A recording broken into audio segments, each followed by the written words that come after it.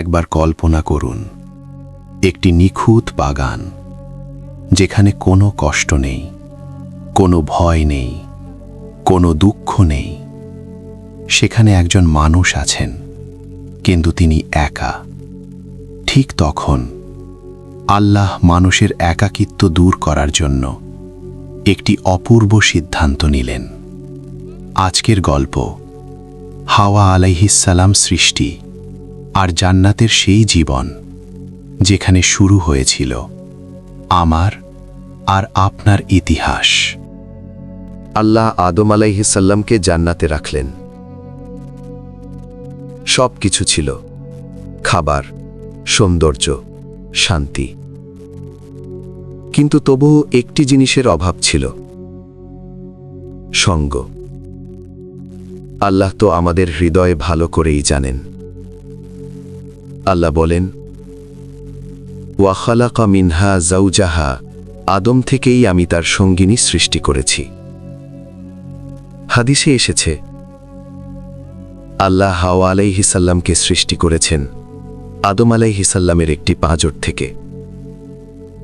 এটা দুর্বলতার প্রতীক নয়, এটা নিকটতার প্রতীক।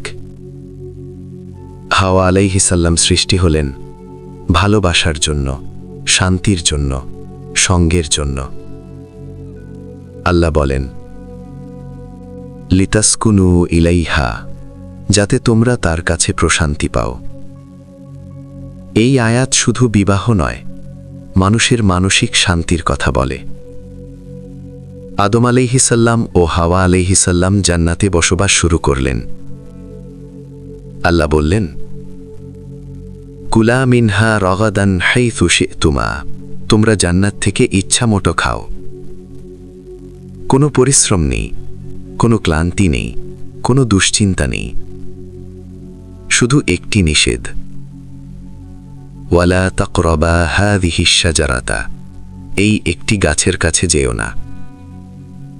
জান্নাতে জীবন ছিল পরীক্ষার আগের শান্তি। ইবলিস তো আগে থেকেই শপথ নিয়েছে, সে মানুষকে পথভ্রষ্ট করবে। সে ফিসফিস করে বলল, এই গাছ খেলে তোমরা ফেরেশতা হয়ে যাবে, চিরস্থায়ী হয়ে যাবে। এই কথাগুলো ছিল মিথ্যা, কিন্তু মোড়ানো ছিল সত্যের মতো। এটাই শয়তানের কৌশল। আদম আলাইহি ও হাওয়া আলাইহি ভুল করলেন।